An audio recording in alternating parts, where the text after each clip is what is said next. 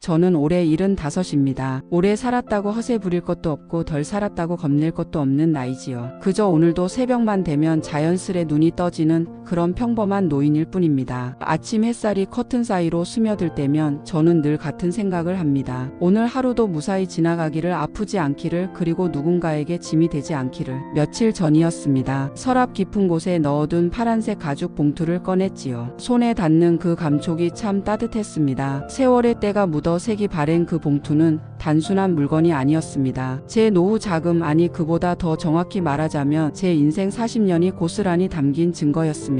젊은 시절 새벽 5시에 일어나 생선 손질하던 때부터 남편 없이 홀로 아이 둘을 키우며 밤늦게까지 일하던 때까지 그 모든 시간의 결정체가 바로 이 봉투 안에 들어 있었습니다. 봉투를 만지작거리며 저는 생각했습니다. 이 돈은 단지 돈이 아니라고. 이건 제가 평생 일하며 그래도 나중엔 편히 살겠지 하고 스스로를 토닥이던 희망의 증거였습니다. 팔이 저려도 1시간 더 일하고 새 옷 한 벌 사고 싶어도 참고 친구들 모임에 가고 싶어도 돈 아까워 포기하고 그렇게 한 푼 두 푼 모은 돈이었습니다. 때론 너무 힘들어서 이게 무슨 의미가 있나 싶었지만 그래도 저는 포기하지 않았습니다. 언젠가 이 돈이 저를 지켜줄 거라는 믿음 하나로 버텼습니다. 그날 아침이었습니다. 아들에게서 전화가 왔습니다. 엄마, 잠깐 댁에 갈게요. 드릴 말이 있어요. 아들의 목소리가 유난히 급했습니다. 평소엔 한 달에 한 번 올까 말까 하던 애가 갑자기 온다고 하니 저는 조금 설렜습니다. 어리석게도 말이지요. 혹시 손주 얘기인가, 아니면 집안에 좋은 소식이 있나?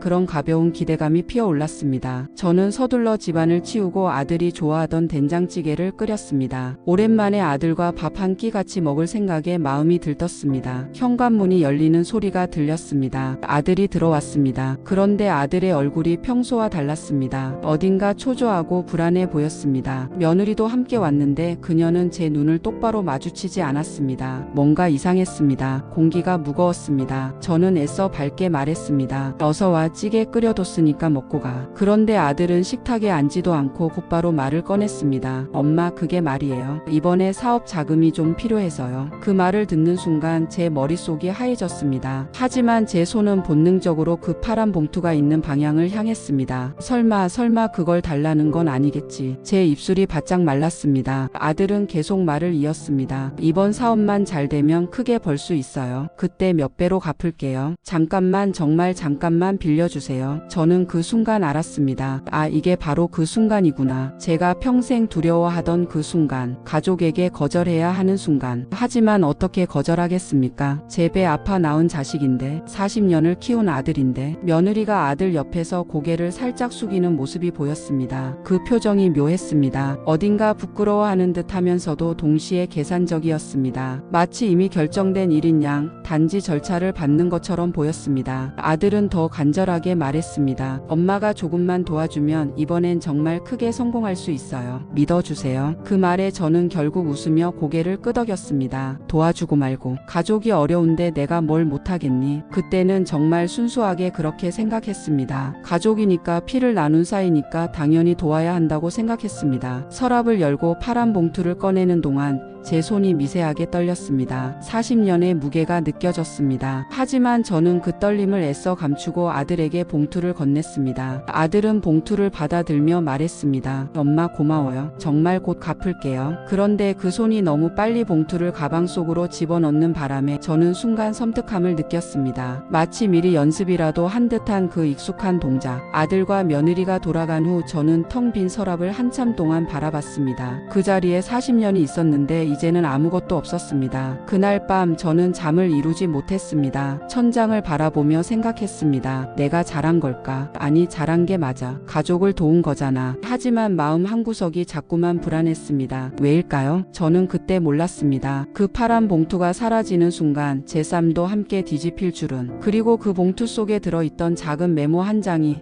나중에 제 운명을 완전히 바꿀 줄은. 아들에게 봉투를 건네고 일주일쯤 지났을 때였습니다. 저는 아들에게 전화를 걸었습니다. 사업은 잘 돼가니? 궁금했습니다. 아니, 사실은 불안했습니다. 아들의 목소리를 듣고 싶었습니다. 하지만 아들의 대답은 짧았습니다. 아, 네, 바빠서요. 나중에 얘기할게요. 그리고 전화가 끊겼습니다. 또 그 짧은 신호음이 묘하게 서늘하게 느껴졌습니다. 며칠 후 다시 전화했습니다. 이번엔 며느리가 받았습니다. 목소리가 목소리가 피곤해 보였습니다. 아니, 피곤한 게 아니라 귀찮아하는 것처럼 들렸습니다. 어머니, 지금은 좀 어려워요. 애들 학원 보내야 해서 나중에 전화 드릴게요. 그리고 또 끊겼습니다. 저는 핸드폰을 내려놓으며 생각했습니다. 내가 너무 조급한 건가? 사업이 바쁘니까 그럴 수도 있지. 그래, 좀 기다려보자. 하지만 그 기다림은 생각보다 길었습니다. 일주일이 지나고 2주일이 지나고 한 달이 지났습니다. 연락은 오지 않았습니다. 제가 전화하면 항상 같은 대답이었습니다.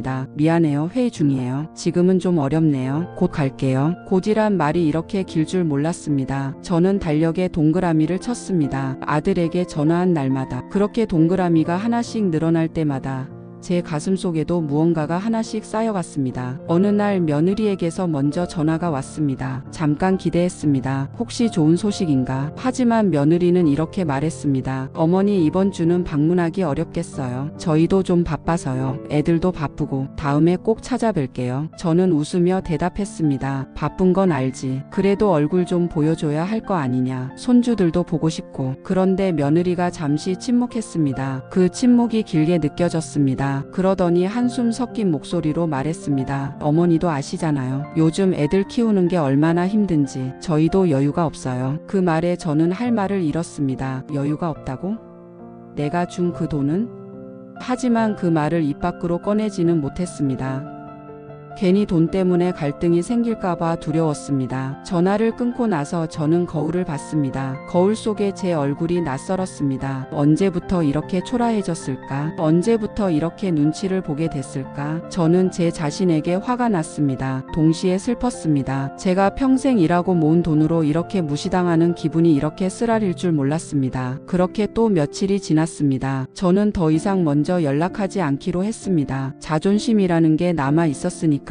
하지만 전화를 기다리는 시간이 너무 힘들었습니다. 핸드폰을 들여다보는 횟수가 늘어났습니다. 혹시 문자라도 왔나, 부재중 전화라도 있나. 하지만 아무것도 없었습니다. 손주들의 사진도 오지 않았습니다. 예전엔 가끔이라도 보내주던 사진조차 끊겼습니다. 그러던 어느 날 저는 직접 가보기로 마음먹었습니다. 이대로는 안 되겠다 싶었습니다. 아들 집 주소를 메모지에 적고 버스를 탔습니다. 가는 내내 가슴이 두근거렸습니다. 혹시 환영받지 못하면 어쩌나. 하지만 그래도 가야 했습니다. 제 눈으로 직접 확인해야 했습니다. 아들 집 앞에 도착했습니다. 초인종을 눌렀습니다. 딸깍. 안에서 발소리가 들렸습니다. 문이 열렸습니다. 며느리였습니다. 그런데 그 표정이 제가 기대했던 것과 달랐습니다. 놀라움도 아니고 반가움도 아니었습니다. 어딘가 난처해하는, 아니 귀찮아하는 표정이었습니다. 아, 어머니, 미리 연락 좀 하시지 그러셨어요. 그 말투가 차가웠습니다. 저는 웃으며 대답했습니다. 내가 바쁘다길래 그냥 얼굴이라도 보고 가려고. 손주들도 보고 싶고. 며느리는 한숨을 쉬며 말했습니다. 애들은 학원 갔어요. 그리고 저희도 지금 좀 힘들어서요. 어머니가 너무 자주 오시면 저희도 부담돼요. 그 순간 제 가슴이 철렁 내려앉았습니다. 부담이라고? 내가 지금 부담이라고? 저는 입술을 깨물었습니다. 며느리는 계속 말을 이었습니다. 사업도 잘 안 되고 있고요. 어머니가 너무 기대하시면 저희도 어려워요. 솔직히 지금 여유가 없어요. 그 말에 저는 고개를 끄덕였습니다. 그래, 알겠다. 그럼 나중에 연락하렴. 집으로 돌아오는 버스 안에서 저는 창밖을 보며 눈물을 참았습니다. 사람들이 볼까봐 겨우 참았습니다. 내가 지금 짐이 됐구나. 내 아들에게, 내 며느리에게 40년을 모은 돈을 주고도 이렇게 취급받는구나. 그 깨달음이 너무 아팠습니다. 가슴이 찢어지는 것 같았습니다. 며칠 후였습니다. 저는 동네 슈퍼에 장을 보러 갔습니다. 평소처럼 장바구니를 들고 채소를 고르고 있었습니다. 그때 누군가 제게 말을 걸었습니다. 어머니, 오랜만이에요. 돌아보니 아들의 지인이었습니다. 같은 동네에 사는 분이었지요. 저는 반갑게 인사했습니다. 그 사람이 물었습니다. 어머니, 아드님 사업 접은 거 알고 계셨어요? 그 말에 저는 멈칫했습니다. 네? 무슨 말씀이세요? 그 사람은 아주 자연스럽게, 마치 제가 당연히 알고 있을 거라는 듯이 말했습니다. 아, 몰랐어요? 꽤 오래전에 실패했잖아요. 빚도 많다고 들었는데. 동네에서 다 아는 얘기예요. 순간 순간 귀에서 윙소리가 났습니다. 사업을 접었다고요? 빚이 많다고요? 그럼 제가 준 그 돈은 어떻게 됐을까요? 저는 손에 들고 있던 채소를 바구니에 내려놓지도 못하고 그대로 서 있었습니다. 그 사람은 제 표정을 보고 당황한 듯 했습니다. 아, 몰랐구나. 미안해요, 어머니. 제가 괜한 말을 했네요. 저는 억지로 웃으며 말했습니다. 아니에요, 괜찮아요. 알려줘서 고마워요. 하지만 제 다리는 후들거렸습니다. 장바구니를 계산대에 올려놓고 돈을 내고 집으로 돌아오는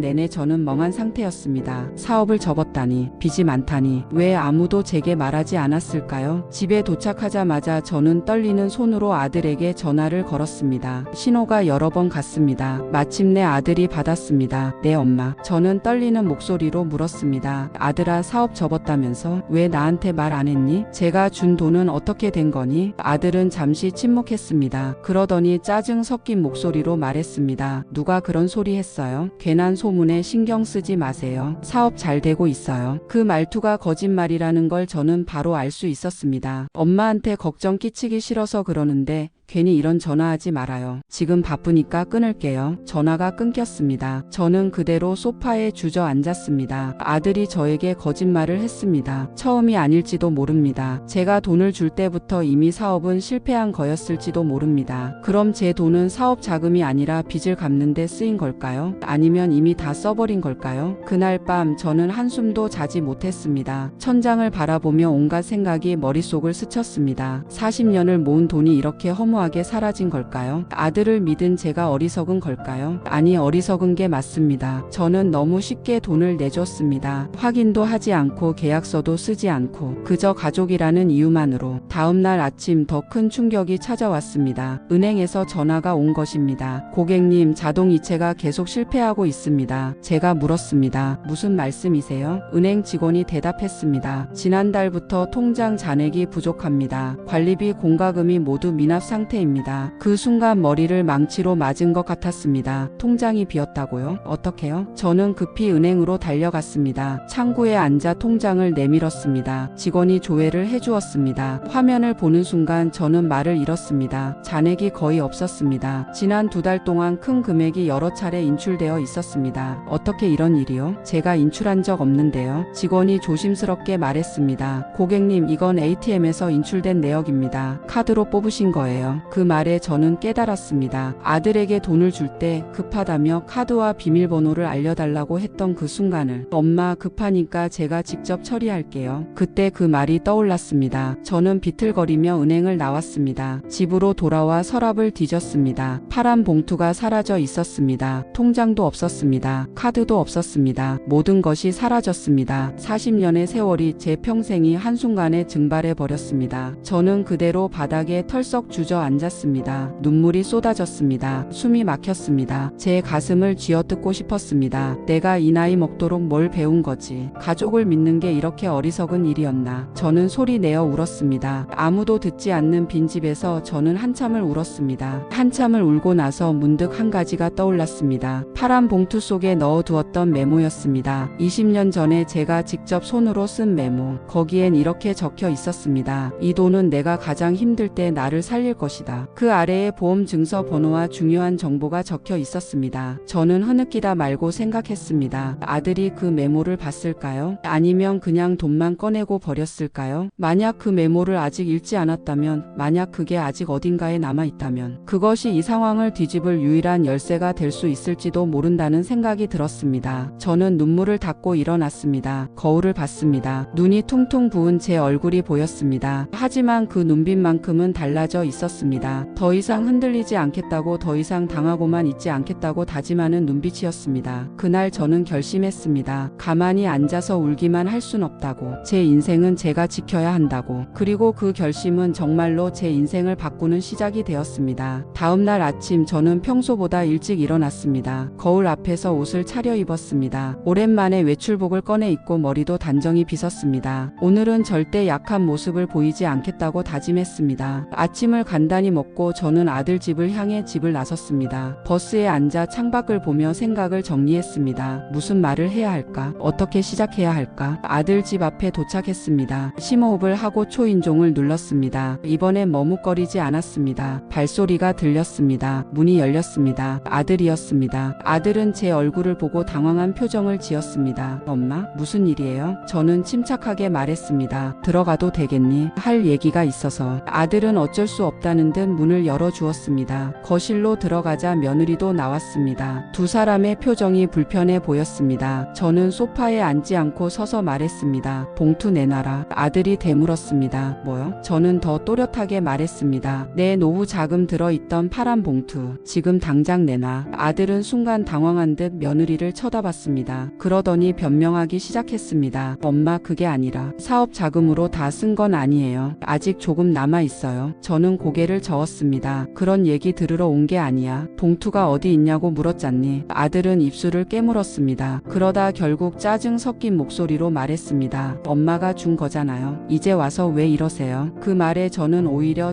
침착해졌습니다. 그래, 내가 줬지. 하지만 그게 전부가 아니라는 걸 너희는 몰라. 며느리가 끼어들었습니다. 어머니, 저희도 힘들어요. 빚도 많고 애들 학원비도 내야 하고. 어머니가 이해해 주셔야죠. 저는 며느리를 똑바로 바라보며 말했습니다. 내 40년이 내 애들 학원비보다 가볍니다. 침묵이 흘렀습니다. 무겁고 길었습니다. 저는 다시 아들을 보며 말했습니다. 마지막으로 한 번만 더 묻는다. 봉투 어디 있니? 아들은 한숨을 쉬며 방으로 들어갔습니다. 잠시 후 구겨진 파란 봉투를 들고 나왔습니다. 봉투는 제가 건넬 때와 달리 모서리가 찢어지고 얼룩이 묻어 있었습니다. 아들이 봉투를 내밀며 말했습니다. 여기 있어요. 근데 이게 뭐가 중요한데요? 저는 봉투를 받아들고 천천히 열었습니다. 안을 확인했습니다. 다행히 메모가 있었습니다. 아들은 그것을 읽지 않았던 것입니다. 저는 메모를 꺼내 들고 아들에게 보여줬습니다. 이거 읽어봤니? 아들이 메모를 받아들고 읽기 시작했습니다. 읽는 내내 얼굴이 점점 굳어갔습니다. 며느리도 옆에서 같이 읽었습니다. 두 사람의 표정이 창백해졌습니다. 저는 조용히 말했습니다. 그 메모에 뭐라고 적혀 있는지 이제 알겠지. 그 돈은 단순한 현금이 아니었어. 내가 20년 동안 부은 보험금의 열쇠였단다. 며느리가 떨리는 목소리로 물었습니다. 보험금이요? 저는 고개를 끄덕였습니다. 그래. 저 메모에 적힌 증서 번호와 암호가 없으면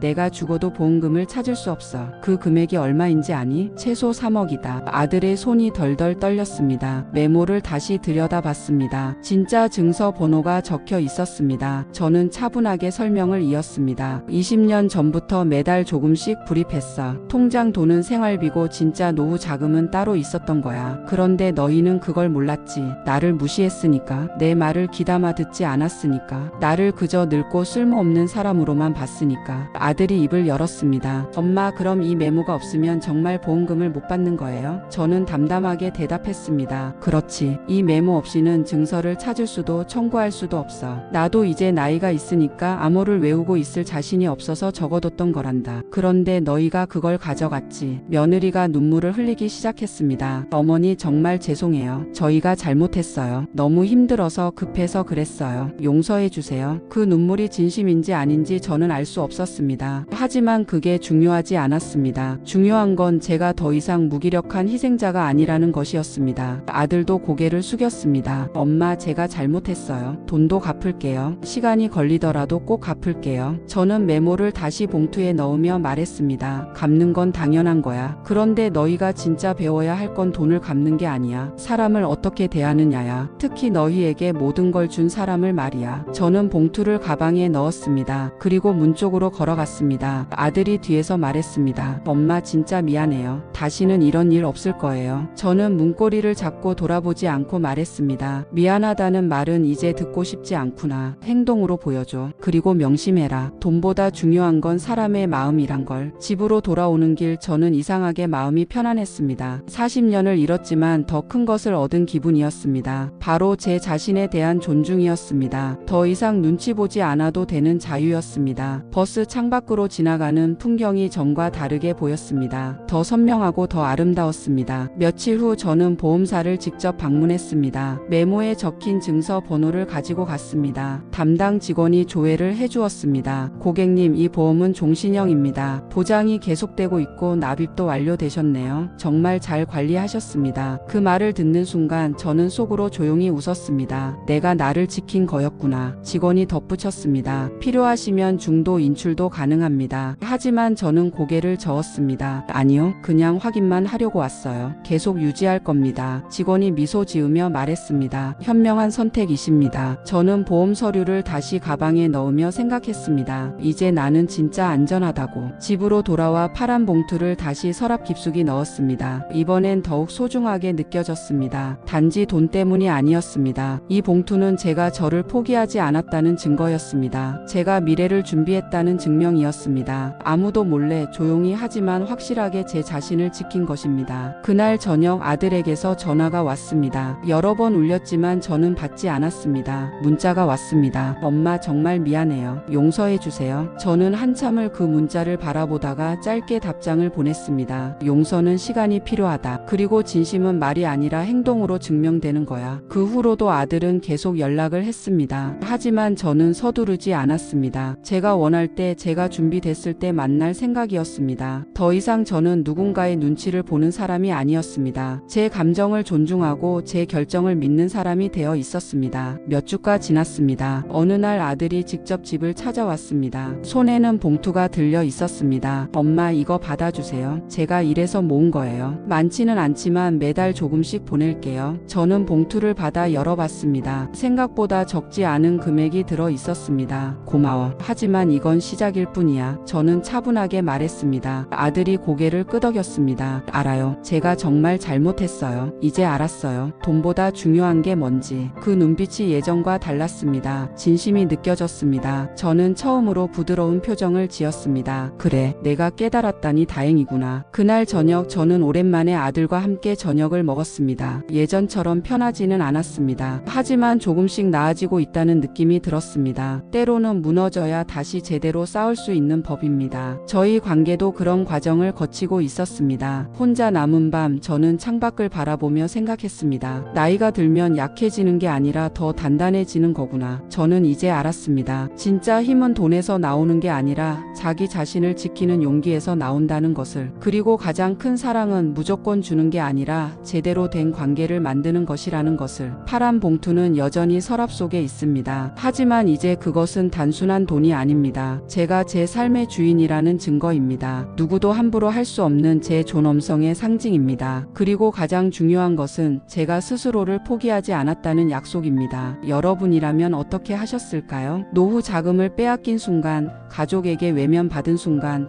여러분은 어떤 결심을 하셨을까요? 저는 그날 결심했습니다. 내 인생은 내가 지킨다고. 나이가 들었다고 해서 존중받지 못할 이유는 없다고. 가족이라는 이름으로 모든 것을 참아야 하는 건 아니라고. 지금도 저는 그 파란 봉투를 가끔 꺼내봅니다. 만질 때마다 따뜻합니다. 그 안에는 돈이 아니라 제 인생이 들어 있습니다. 40년의 땀과 눈물, 그리고 포기하지 않은 희망이 들어 있습니다. 그것은 제가 저에게 줄 수 있는 가장 큰 선물이었습니다. 당신의 파란 봉투는 무엇입니까? 당신이 평생 지켜온 것, 절대 놓쳐선 안 될 것은 무엇입니까? 그것을 지키기 위해 당신은 어떤 결심을 할 수 있습니까? 저는 이제 압니다. 가장 중요한 건 돈이 아니라 나 자신을 지키는 용기라는 것을. 그리고 그 용기는 나이와 상관없이 누구에게나 있다는 것을. 다만 그것을 꺼낼 수 있느냐 없느냐의 차이일 뿐입니다. 오늘도 저는 새벽에 눈을 뜹니다. 하지만 예전과는 다릅니다. 더 이상 두렵지 않습니다. 누군가에게 짐이 될까 걱정하지 않습니다. 저는 이제 제 삶의 주인입니다. 그리고 그것만으로도 충분히 행복합니다.